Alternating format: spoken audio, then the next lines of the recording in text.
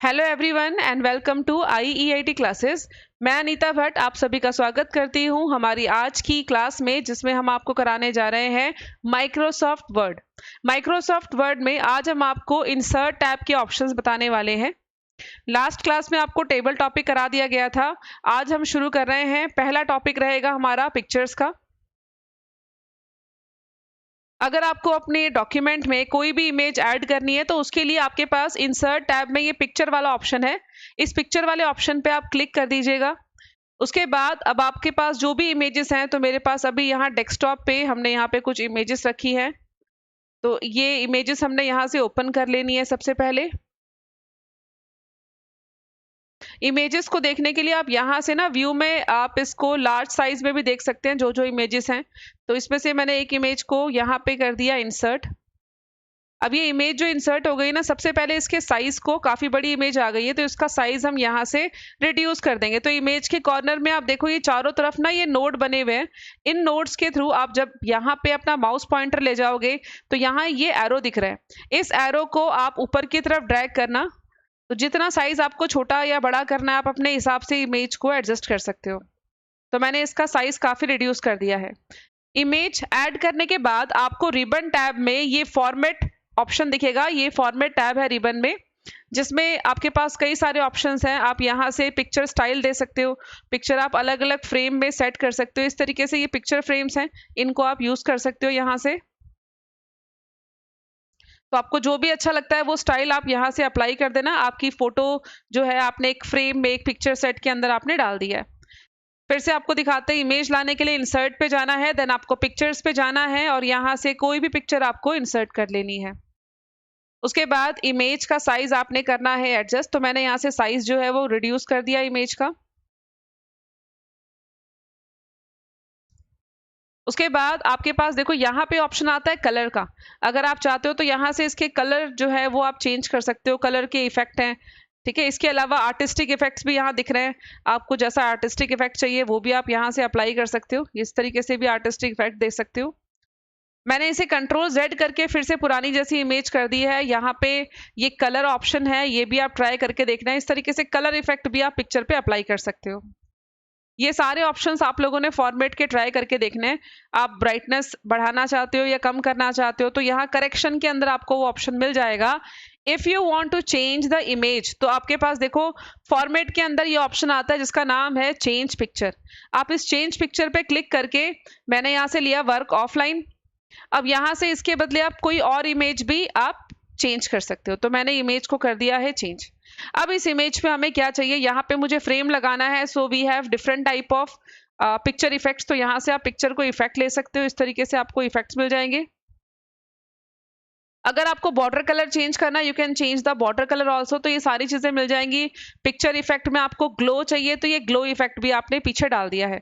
Glow के साथ साथ यहाँ पे सॉफ्ट एजेस हैं। इस तरीके से आप सॉफ्ट एजेस, पहले ऐसा करते हैं, इसका जो बॉर्डर है ना, बॉर्डर हम कर देते हैं यहाँ से नो आउटलाइन। तो यहाँ से मैंने आउटलाइन हटा दी है। अब इसके बाद देखो नेक्स्ट ऑप्शन क्या आता है। अगर मुझे इमेज के साथ साथ, मैंने यहाँ पे ये इमेज तो रखी ही है, इमेज के साथ साथ मैंने यहाँ पे डॉक्यूमेंट में लिखा = RAND। तो मैं यहाँ पे ना कुछ पैराग्राफ ऐड कर रही हूँ। मैंने यहाँ रैंडम पैराग्राफ ले लिया। तो आपके डॉक्यूमेंट में आपकी इमेज के साथ साथ आपके पास फोटोज भी हैं। अब ये फोटो ना मुझे यहाँ साइड में एडजस्ट करनी है। तो मैं जैसे ये फोटो यहाँ रख रही हूँ, आप देख रहे हो यहाँ पे इतना जो स्पेस है ना ये वेस्ट हो रहा है, मतलब यहाँ पे काफी ज्यादा गैप बन गया है। अगर हम चाहते हैं फोटो जो है वो टेक्स्ट के साथ एडजस्ट करे, रैप करे, तो उसके लिए फॉर्मेट के अंदर आपको ऑप्शन मिलता है। देखो यहाँ पे ऑप्शन आता है रैप टेक्स्ट। रैप टेक्स्ट के अंदर अगर आप यहाँ से लेते हो स्क्वायर, अलग अलग ऑप्शन है, तो मैंने यहाँ से स्क्वायर ऑप्शन लिया। अब देखो जैसे ही मैं इमेज को ऊपर या नीचे कहीं पे भी मूव कर रही हूँ ना यहाँ से, तो इसके साइड में आप देखो टेक्स्ट जो है वो स्मूथली एडजस्ट हो रहा है।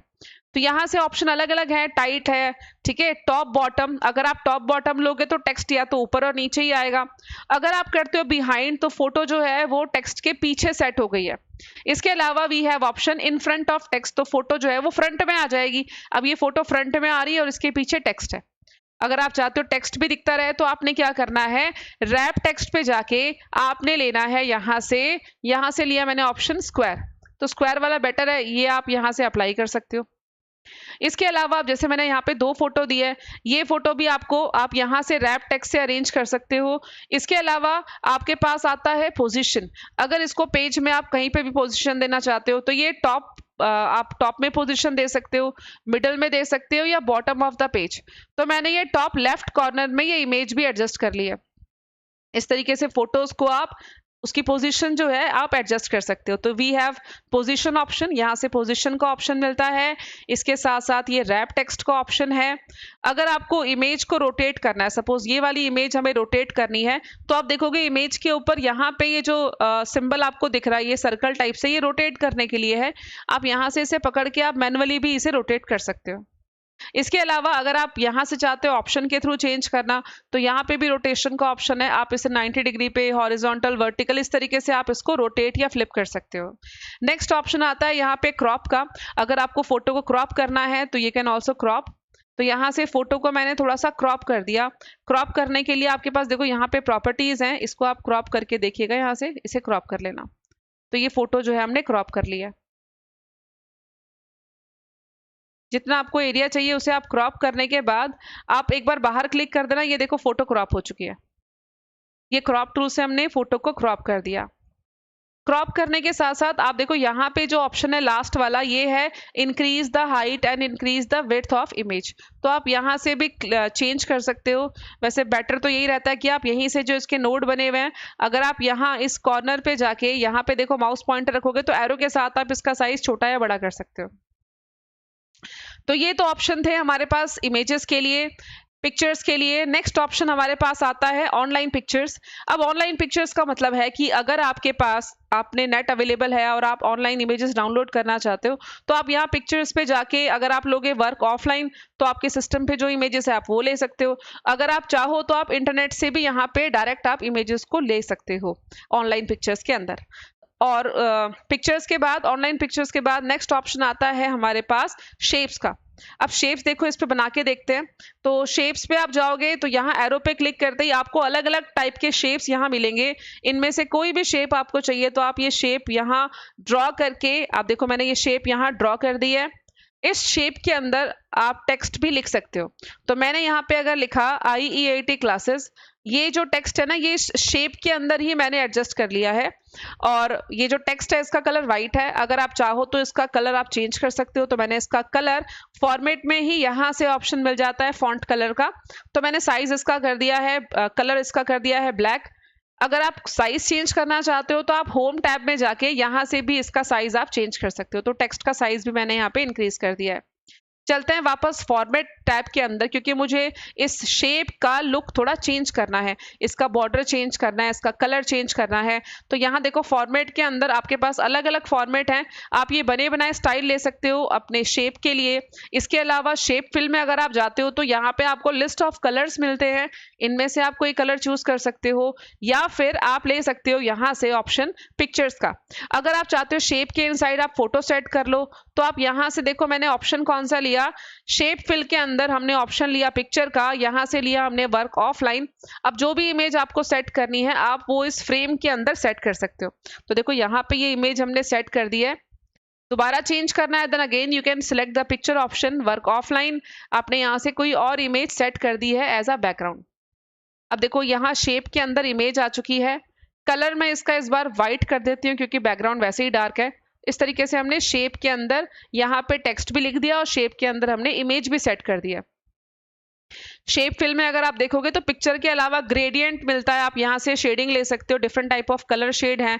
अगर आपको शेडिंग इसकी चेंज करनी है तो आप क्या करोगे, आप यहाँ जाना ग्रेडियंट के अंदर, आप मोर ग्रेडियंट में चले जाओ और मोर ग्रेडियंट के अंदर ना आपको यहाँ पे बहुत सारे ऑप्शन मिलेंगे। आप बने बनाए पैटर्न ले सकते हो। यहाँ से देखो डायरेक्शन और इसका किस तरीके से ये कलर आएगा, रेडियल है, लाइनर है, तो अलग अलग यहाँ पे आपको टाइप मिल जाता है ग्रेडियंट के, ये ले सकते हो आप।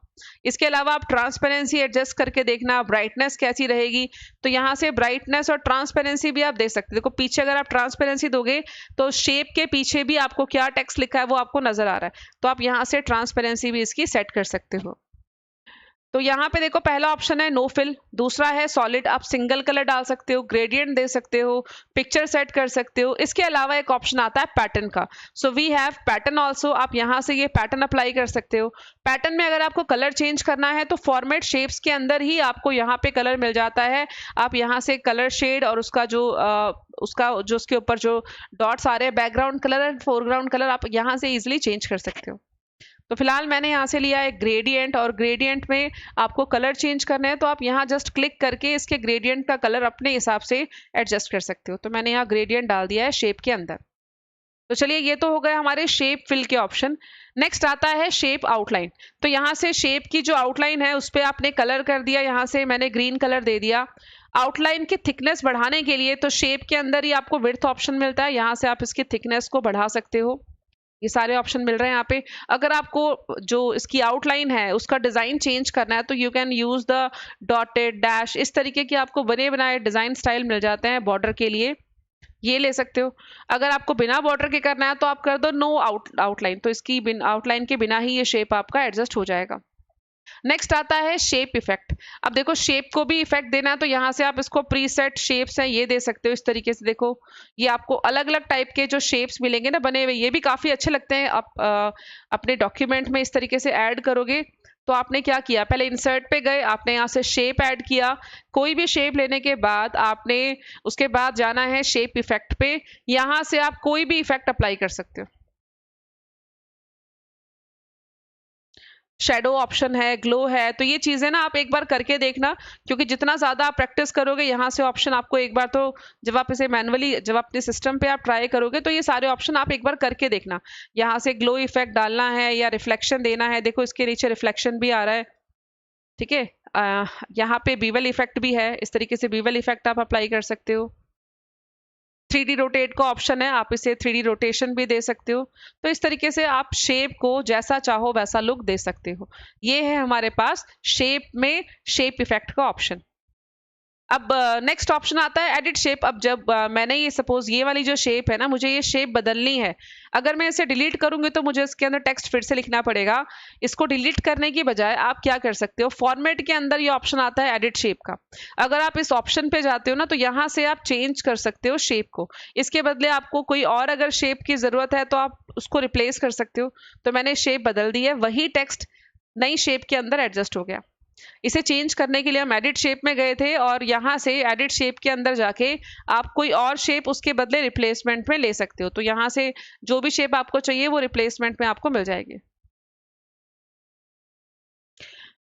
ये बाकी जो शेप्स है ये यूज कर सकते हो। इसके अलावा जो इसके अंदर आपने टेक्स्ट लिखा है, यहाँ पे ऑप्शन आता है वर्ड आर्ट का। आप चाहते हो इसके अंदर का लिखा हुआ टेक्स्ट थोड़ा आर्टिस्टिक लिखा हुआ है तो आप यहाँ से टेक्स्ट पे भी इफेक्ट आप ऐड कर सकते हो। तो ये टेक्स्ट इफेक्ट आप दे सकते हो इनसाइड योर शेप, शेप के अंदर जो भी आपने टेक्स्ट दिया है उसका इफेक्ट। उसके अलावा उसकी आउटलाइन कलर क्या रहेगा, टेक्स्ट का कलर क्या रहेगा, ये सारी चीजें आपको मिल जाती है। यहाँ पे देखो ये ऑप्शन हमने बनाया था, इसके अंदर भी आप टेक्स्ट जो है वो लिख सकते हो। तो मैंने यहाँ लिख दिया ओके। अब इसका साइज में टेक्स्ट का बढ़ा देती हूँ। तो मैं यहाँ शॉर्टकट यूज कर रही हूँ, मैंने control shift greater than sign use करके फॉन्ट का साइज मैंने इंक्रीज कर दिया, यहाँ पे काफी इंक्रीज कर दिया है।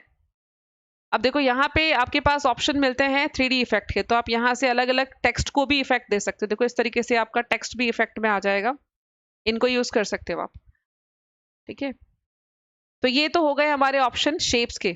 अब देखो शेप में और भी कुछ ऑप्शन है। अगर आप यहाँ देखोगे ना फॉर्मेट के अंदर, तो फॉर्मेट के अंदर पोजीशन, रैप टेक्स्ट, ये सेम वैसे ही काम करेंगे जैसे इमेजेस के साथ काम करते हैं। आपने क्या करना है, यहाँ पे देखो अब ऑप्शन मिलता है हमें, एक ऑप्शन है आप इसे कर सकते हो सेंड बैकवर्ड। अगर आपने ये शेप को पीछे सेट करना है, जैसे ये शेप जो है ये शेप के फ्रंट में आ रही है, अगर आपको शेप को पीछे सेट करना है तो आप क्या करोगे, यहां से आपने करना है सेंड टू बैक। तो इसकी पोजीशन जो है वो पीछे की तरफ हो गई है शेप की। अगर आप करते हो ब्रिंग टू फ्रंट तो ये आगे आ जाएगा। तो आप अपनी शेप्स को अरेंज कर सकते हो बिहाइंड और फ्रंट में, जैसे भी आपको चाहिए you can arrange the shapes in front of और बिहाइंड। ये बिहाइंड का ऑप्शन मिल जाता है, फ्रंट का ऑप्शन मिल जाता है। अगर आपको दोनों ही शेप्स आपस में ज्वाइंट करने हैं तो आप क्या कर सकते हो, यहाँ से पहले तो ये शेप को मैंने सेंड बैकवर्ड करके पीछे कर दिया है। अब ये शेप हम दोनों आपस में ना ज्वाइंट करना चाहते हैं, मतलब ये शेप इसके साथ ज्वाइंट हो जाए। तो ज्वाइंट करने के लिए क्या करना है, आपको दोनों ही शेप सिलेक्ट करनी है। अब देखो मैंने यहाँ पे ये शेप अगर सिलेक्ट की है तो आपकी जो पहली वाली ओके वाली शेप है ये हट रही है, यहाँ पे सिलेक्शन हट रहा है। आप शिफ्ट के साथ दोनों ही शेप को सिलेक्ट करने के बाद फॉर्मेट में जाके ऑप्शन का नाम है group. You can group multiple shapes, जितनी भी शेप आप सिलेक्ट करोगे शिफ्ट के साथ आप सभी को ग्रुप कर सकते हो। अब ग्रुप होने के बाद ना ये एक सिंगल ऑब्जेक्ट बन के रह गया। अब आप जैसे इसको कहीं पे भी इधर से उधर आप मूव करोगे तो दोनों शेप एक साथ जो है वो मूव कर रही है। हमने इन दोनों ही शेप्स को ग्रुप कर दिया है, कंबाइन कर दिया है। अगर आपको दोनों सेपरेट करना है तो सेपरेट करने के लिए जहां से आपने ग्रुप किया था वहीं पे अनग्रुप का ऑप्शन भी है, आप इन्हें ग्रुप से अनग्रुप कर देना। अब अनग्रुप करने के बाद आप एक बार बाहर क्लिक करके चाहो तो शेप्स को अलग कर सकते हो, दोनों शेप्स आपकी अलग अलग हो गई है। ठीक है, नेक्स्ट ऑप्शन यहाँ पे रोटेशन का है, तो जैसे हम इमेज को रोटेट कर रहे थे ऐसी शेप भी रोटेट हो जाएगी। चलिए अब नेक्स्ट ऑप्शन बताने के लिए ना मुझे यहाँ पे कुछ शेप्स और बनानी होगी। तो पहले ये पूरा जो भी मैंने यहाँ पे लिखा है बनाया है ये पूरा डॉक्यूमेंट मैंने इरेज करना है। तो मैंने किया कंट्रोल ए सिलेक्ट ऑल और डिलीट का बटन दबाया कीबोर्ड से, तो ये पेज मेरा बिल्कुल ब्लैंक हो गया है। और यहाँ पे ना अब मैं यहाँ पे आपको 2-3 शेप बना के एक दो ऑप्शन और बता देती हूँ। तो मैंने यहाँ से सपोज ये स्माइली वाला एक शेप ले लिया, तो यहाँ से शेप फिल शेप आउटलाइन जैसा भी आपको चाहिए आप इफेक्ट ले लेना। मुझे क्या करना है यहाँ से रोटेट करना है, तो ये रोटेट वाला ऑप्शन बताया था आपको, आप रोटेट कर सकते हो। ठीक है, यहाँ से आप रोटेशन जो है वो कर सकते हो। रोटेट करने के अलावा आप देखोगे यहाँ पे ना ये देखो ये साइन बना हुआ है, ये जो येलो कलर का पॉइंट है ना ये एडिट करने के लिए, अगर आप शेप को एडिट करना चाहते हो तो यहाँ से एडिट कर सकते हो। तो ये जैसे फेस था स्माइली का तो ये सैड बन गया, अभी इसको हैप्पी बनाना है तो इसको आप इस तरीके से इस पॉइंट को भी आप चेंज कर सकते हो, साइज को छोटा बड़ा कर सकते हो, रोटेट कर सकते हो, ये सारे ऑप्शन आपको यहाँ मिल जाएंगे। अब मैंने ये एक शेप यहाँ रखी है, उसके बाद और भी कोई शेप आपको बनानी है तो आप यहाँ से शेप्स को ड्रॉ कर सकते हो। तो मैंने यहाँ से कुछ और शेप भी ड्रॉ कर दी है इसके साथ। अब मैंने ये काफी बड़ी एक शेप बनाई है और ये शेप ना मुझे पीछे भेजनी है क्योंकि जो फेस हमने बनाया था स्माइली वो पीछे सेट हो गया है। तो अगर आप करते हो ना स्टैंड बैकवर्ड तो ये जो करंट शेप है ये पीछे चली गई है। अब हमें क्या करना है, देखो ये जो शेप है ये इधर है, ये स्माइली वाली फेस इधर है, मुझे ना दोनों ही शेप्स को अरेंज करना है। तो हम क्या करेंगे, एक के ऊपर अरेंज करने के लिए सेंटर अलाइन करने के लिए सिलेक्ट ऑल द शेप्स, जो भी आपकी हैं सभी शेप्स को सिलेक्ट कर लेना। उसके बाद आपने कहाँ जाना है, आपके पास देखो दोनों ही ऑप्शन मिल जाते हैं, शिफ्ट के साथ दोनों ही इमेजेस शेप्स को सिलेक्ट करने के बाद फॉर्मेट पे जाना और यहाँ मिलता है ऑप्शन अलाइन का। अलाइन लेफ्ट करोगे तो फोटोज लेफ्ट साइड से अलाइन हो जाएगी। अलाइन सेंटर, तो देखो बिल्कुल सेंटर अलाइन हो गई है। अगर आप करते हो अलाइन टॉप तो टॉप से अलाइन हो गया। तो जिस तरीके से आपको अलाइनमेंट चाहिए आप यहाँ से अलाइन कर सकते हैं। सेंटर ऑफ द पेज करना चाहते हो तो सेंटर ऑफ द पेज कर सकते हो, यहाँ से ऑप्शन है अलाइन मिडल, तो ये आपके पेज में यहाँ देखो मिडल में अलाइन हो गई है दोनों इमेजेस। अब इन दोनों ही शेप्स को मुझे कंबाइन करना है, तो कंबाइन करने के लिए हमारे पास ग्रुप ऑप्शन है, आप यहाँ से इसे ग्रुप कर सकते हो। और यहाँ से आप देखोगे तो ऑप्शन जैसे इमेजेस पे भी सेम ऑप्शन था, विड्थ को कम करने के लिए, हाइट को कम करने के लिए you can change the width and height of the shape. तो दोनों शेप्स को आप साथ साथ ही यहाँ से एडिट कर रहे हो। तो ये हो गया हमारे पास शेप्स का टूल जो हमने अभी करके देखा। और कई जो हम आपको आगे वर्ड के असाइनमेंट्स आपको बताएंगे कैसे बनाने हैं, तो वहां पे भी शेप्स का बहुत ज्यादा यूज होने वाला है। तो आप पहले एक बार ये सारे ऑप्शन आप खुद ही ट्राई करके देखना। शेप्स के बाद बारी आती है स्मार्ट आर्ट की। अब ये स्मार्ट आर्ट किस लिए जरूरी है, अब देखो जैसे मैंने यहाँ पे 2 शेप्स बनाई, उन्हें अरेंज किया। स्मार्ट आर्ट के अंदर ना आपको ग्रुप ऑफ शेप्स मिल जाती है विच इज ऑर्गेनाइज। तो पहले से ही आपको एक ग्राफ मिल जाता है जिसमें आपके डायग्राम्स और कई सारी शेप्स आपस में ज्वाइंट होती है। तो आपके लिए अगर आपको कुछ इंफॉर्मेशन देनी है तो आप इंफॉर्मेशन स्मार्ट आर्ट के थ्रू भी रिप्रेजेंट कर सकते हो। तो देखिए स्मार्ट आर्ट में आप जाते हैं तो स्मार्ट आर्ट में हमारे पास लिस्ट का ऑप्शन है, प्रोसेस है, स्टाइल है। तो इस तरीके से सर्कल यहाँ से लिया मैंने, ठीक है, रिलेशनशिप है, मैट्रिक्स है, पिरामिड्स हैं, पिक्चर्स हैं। So we have different type of graphics. सबसे पहले इसमें मैं आपको प्रोसेस के बारे में बताती हूँ कि प्रोसेस कैसे यूज करना है। प्रोसेस में आप देख रहे हो तो आपको कुछ शेप्स यहाँ मिल रही है, कुछ आर्ट्स मिल रहे हैं। तो आपने इसमें one of the art select किया और उसे अप्लाई कर दिया। अब जो ये आपके सामने आया तो इसमें आप देखोगे शेप्स भी बनी है और टेक्स्ट भी लिखा हुआ है। आप यहाँ क्लिक करके टेक्स्ट को एडिट कर सकते हो। मैंने यहाँ लिखा इनपुट। सपोज आप कंप्यूटर कैसे काम करता है उसकी प्रोसेसिंग समझा रहे हो, तो इस तरीके से आप डायग्राम वगैरह भी बना के समझा सकते हो। तो मैंने यहाँ पे 3 स्टेप में समझा दिया कि सबसे पहले इनपुट लिया जाता है, we have to take the input, then input लेने के बाद सेकंड काम होता है प्रोसेस का, और फिर उसके बाद आउटपुट यानी कि इंफॉर्मेशन में वो कन्वर्ट होता है। तो हमने क्या किया, यहाँ से ये स्मार्ट आर्ट के थ्रू इंफॉर्मेशन दे रहे हैं। आपको अगर कलर चेंज करने हैं तो आपके पास यहाँ पे डिजाइन के अंदर ऑप्शन मिल जाता है, आप इसको अलग अलग कलर शेड में इसको ट्राई कर सकते हो। इसके अलावा आपको यहाँ से मिलता है स्मार्ट आर्ट स्टाइल।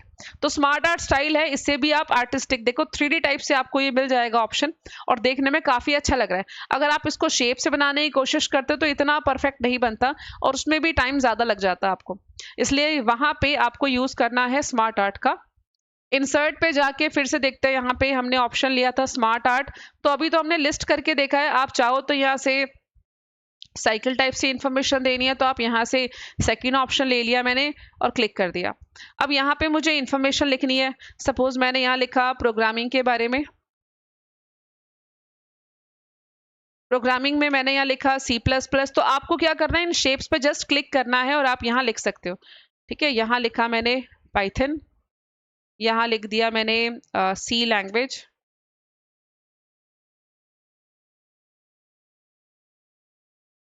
अब आपको अगर इसमें और भी पॉइंट ऐड करने हैं तो आप पॉइंट इसमें और भी ऐड कर सकते हो। डिजाइन टैब अगर आप देखते हो यहाँ पे, ये स्मार्ट आर्ट का डिजाइन टैब है, इसमें पहला ऑप्शन आता है ऐड शेप का। तो जैसे ही आप ऐड शेप पे क्लिक करोगे आप और भी कई सारी शेप्स यहाँ पे ऐड कर सकते हो।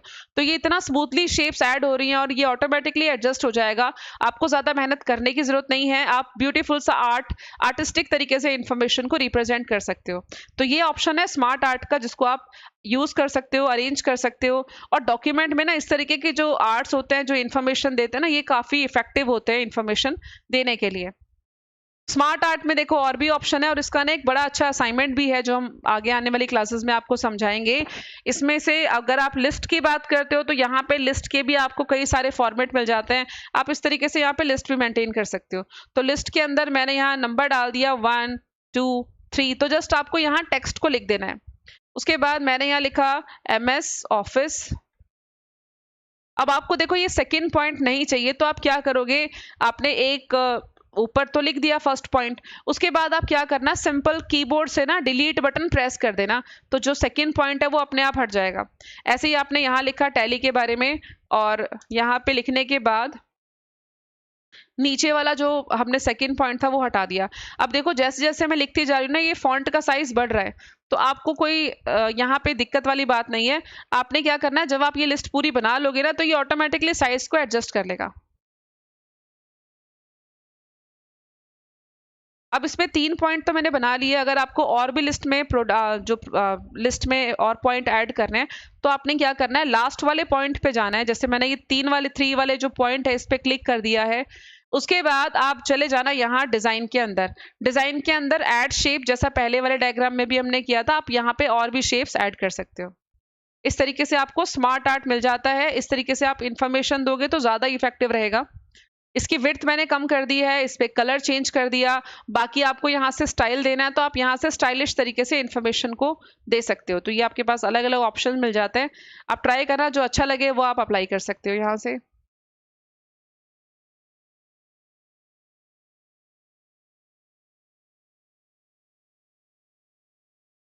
चलिए स्मार्ट आर्ट तो हो गया, स्मार्ट आर्ट हमने कर लिया। इंसर्ट पे जाके अभी हमने ऑप्शन किया स्मार्ट आर्ट का।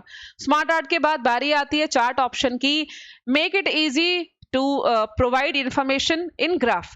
तो अगर आपको कोई ग्राफ में इंफॉर्मेशन देनी है तो आप यहाँ चार्ट बना सकते हो। चार्ट में आपके पास ऑप्शन आता है column chart, line chart, pie chart, उसके बाद बार चार्ट है, एरिया है। तो ये डिफरेंट टाइप ऑफ चार्ट्स हैं। वैसे चार्ट का ज्यादातर काम होता है डेटा के अंदर। अब वो डेटा जो है ना वो एक्सेल में ज्यादा अच्छे से आप इसको समझ पाओगे। अभी मैं आपको थोड़ा सा इसके बारे में बता देती हूँ कि अगर आपको वर्ड में चार्ट लेना है तो आप कैसे लोगे। देखो सबसे पहले हमने इंसर्ट के चार्ट वाले ऑप्शन पे क्लिक किया। उसके बाद मैंने यहाँ से एक चार्ट ले लिया, सपोज मैंने लिया कॉलम चार्ट और मैंने इसे कर दिया इंसर्ट। अब जैसे ही मैंने ये चार्ट यहाँ ऐड किया ना, ये चार्ट जो है ये एक्सेल की शीट के साथ कनेक्टेड रहेगा।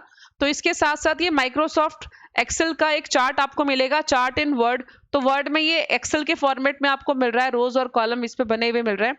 तो आपने क्या करना है, यहाँ पे इंफॉर्मेशन टाइप करनी है। तो मैंने यहाँ लिख दिया, सपोज मुझे बच्चों का रिजल्ट शो करना है तो मैंने नेम ऑफ द स्टूडेंट्स यहाँ डाल दिया।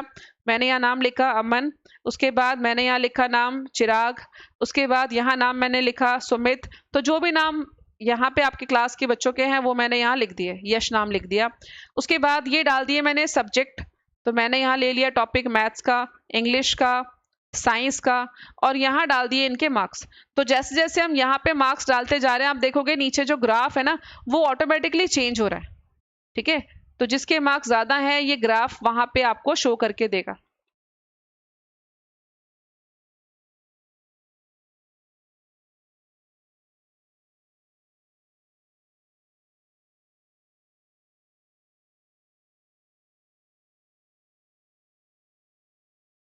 तो यहाँ पे हमने क्या किया, कुछ बच्चों के नाम लिखे और ये सब्जेक्ट वाइज मार्क्स डाल दिए। अब आपने यहाँ पे काम कर लिया तो उसके बाद आप इसे क्लोज कर देना। तो ये देखो यहाँ पे एक चार्ट बन के आ गया है। चार्ट का टाइटल डालना है तो आप जस्ट यहाँ क्लिक करके टाइटल को टाइप कर देना। तो यहाँ पे मैंने चार्ट का जो टाइटल था वो मैंने यहाँ कर दिया चेंज। मैंने यहाँ लिख दिया रिजल्ट, इसे कैप्स लॉक में लिख देते हैं कैपिटल लेटर में, रिजल्ट 2025 करके मैंने यहाँ हेडिंग डाल दिया है। अब यहाँ पे देखो ये ग्राफ बन के आ गया, साइंस मैथ्स इंग्लिश साइंस के मार्क्स से दिखा रहा है। अब आपने क्या करना है, यहाँ से देखोगे तो आप इस पे भी डिजाइन के ऑप्शन है।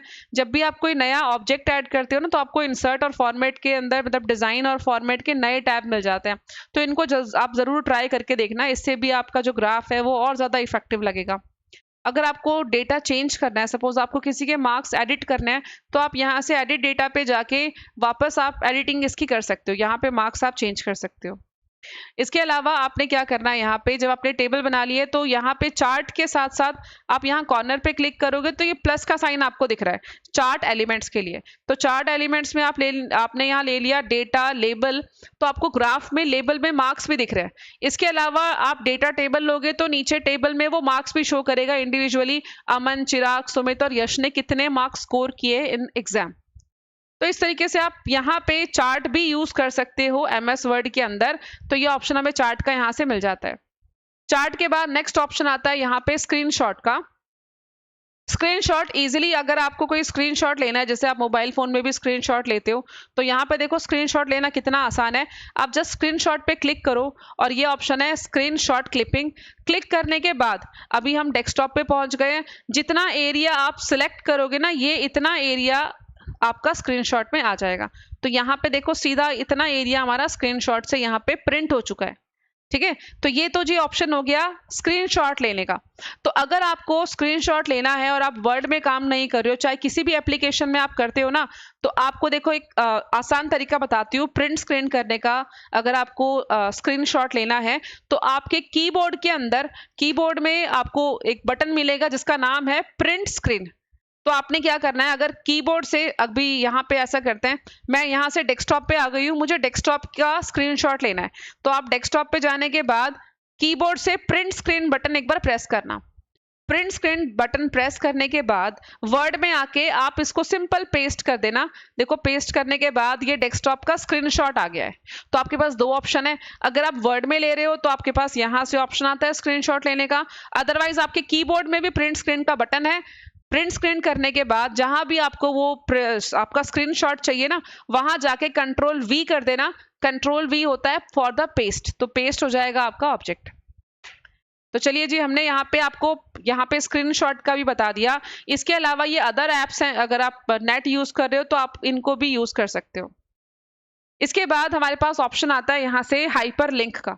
हाइपर लिंक जो है इसका शॉर्टकट है Ctrl+K to create link from one document to another document. अगर आप एक डॉक्यूमेंट में काम कर रहे हो और इससे आपको कोई और डॉक्यूमेंट कनेक्ट करना है तो आप हाइपर लिंक यहाँ पे दे सकते हो। हाइपर लिंक बनाने के लिए आपने क्या करना है, सबसे पहले you have to write the text. तो मैंने यहाँ पे टेक्स्ट लिख दिया, सपोज मैंने यहाँ लिखा IEIT और इस वर्ड को मुझे हाइपर लिंक में कन्वर्ट करना है। सबसे पहले you have to select the text और आपको जाना है हाइपर लिंक में, या फिर आप इसके बदले Ctrl+K भी प्रेस कर सकते हैं। तो मैंने यहाँ से हाइपरलिंक ऑप्शन लिया। अब आपके पास आपकी फाइल जहां भी रखी है, तो यहाँ पे देखो एक IEIT एप्लीकेशन फॉर्म के नाम से एक फाइल रखी हुई है, वर्ड की फाइल है। इस फाइल को मैंने सिलेक्ट कर दिया और ओके प्रेस करते ही ना ये लिंक बन गया है। ठीक है, लिंक को देखो आप, ये लिंक का कलर जो है ना वो आपको यहाँ पे दिख रहा है ब्लू कलर आ गया है। हाइपर लिंक ब्लू कलर में आता है और अंडरलाइन होके आता है। इसके ऊपर माउस पॉइंटर ले जाने पे ये दिखा रहा है Ctrl+Click to follow the link. अगर आपको लिंक पे जाना है तो आप कंट्रोल के साथ क्लिक दबाना और आप लिंक वाले पेज पे पहुंच जाओगे। ये देखिए ये फाइल जो है ओपन हो गई है। यहाँ पे कंट्रोल क्लिक करने से लिंक से फाइल ओपन हो गई है।